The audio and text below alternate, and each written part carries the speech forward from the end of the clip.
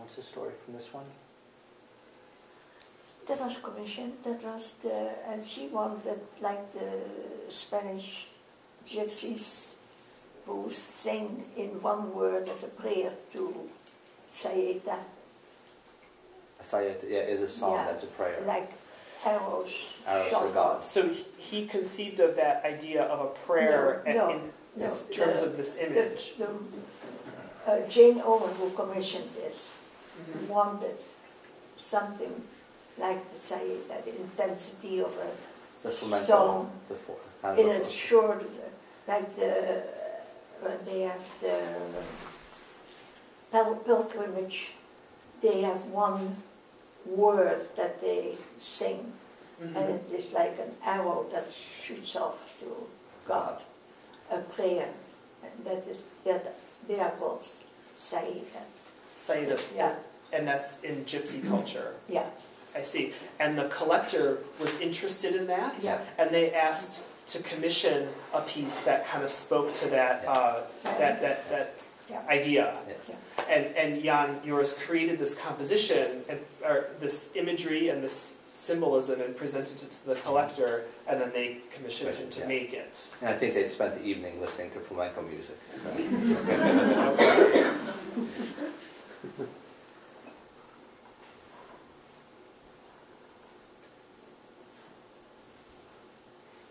If I could ask a question about this piece, the samovar, samova, is that how you say the coffee urn?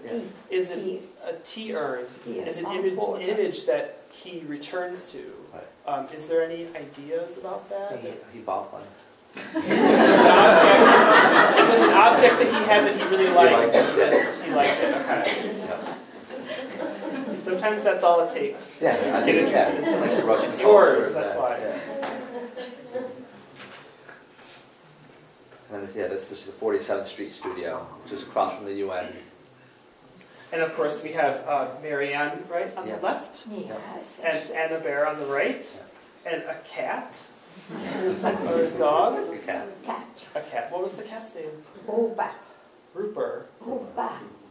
Like a rupee, the silver, the Indian silver, and in Gypsy language it is rupa. It's a gold piece. R-U-P-A. Rupa.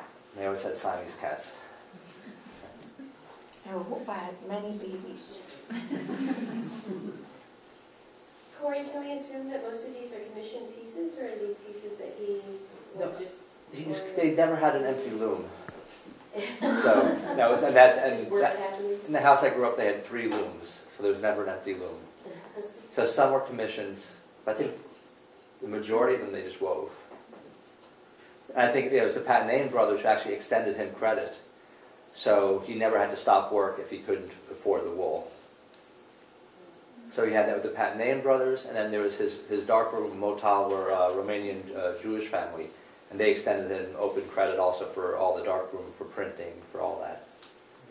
So in a sense, those were the 2 big mentors that enabled him to work, uninterrupted.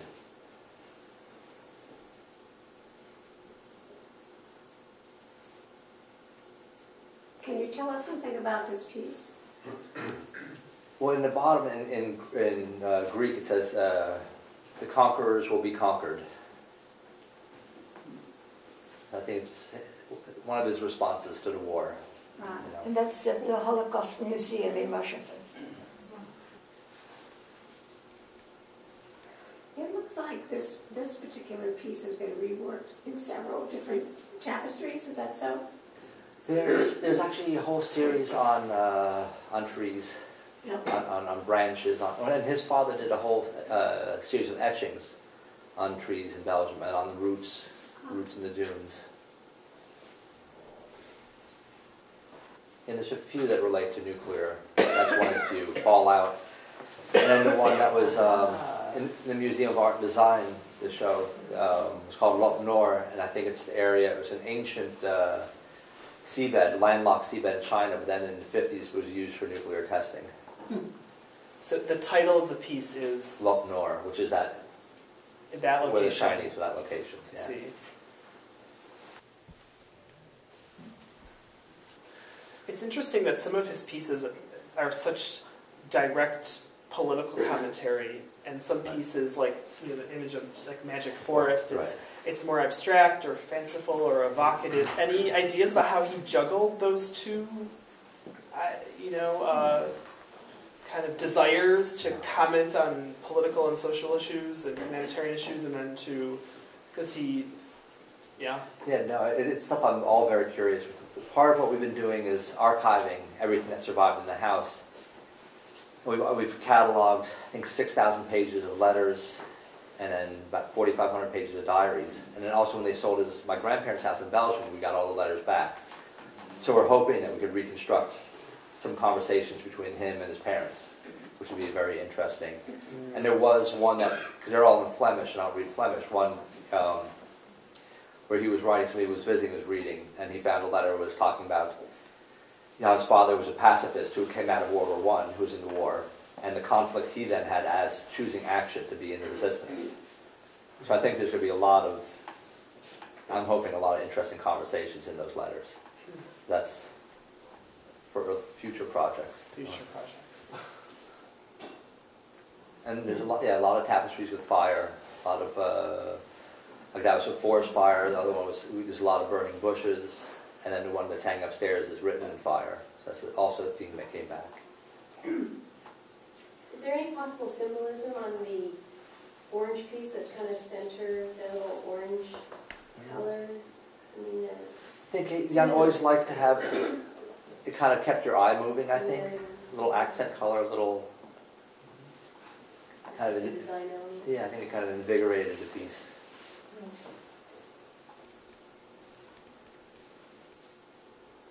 It's fun, like going through the contact sheets, a few times found photos of being on the Staten Island ferry at nighttime coming back to New York and see the inspiration for...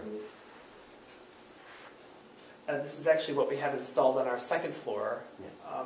Where is this photographed, Corey? Where is this installed? Richard Myers, they had built a showroom when they were doing the development on the end of Charles Street. So they were selling the apartments without the apartments being built. So this was the showroom, and then so I rotated tapestries there for a while. So these are some of Jan's abstract photos that he would take during his, as he wandered the city. So even though he's taking photographs of people and architecture, we also have a big collection of these, which I think became, were inspirations for it. And almost on every contact sheet, wherever he is in the world, you find some of these abstract photos. So he was looking at kind of like surfaces that he would see in the city, like of a wall or a piece of architecture, or shadows, and make a record of it, and then base the abstract compositions in part on that. And it's funny because it's almost like the traditional way of an artist working from life. You're not working from a model, you're working from abstraction. Right. Right.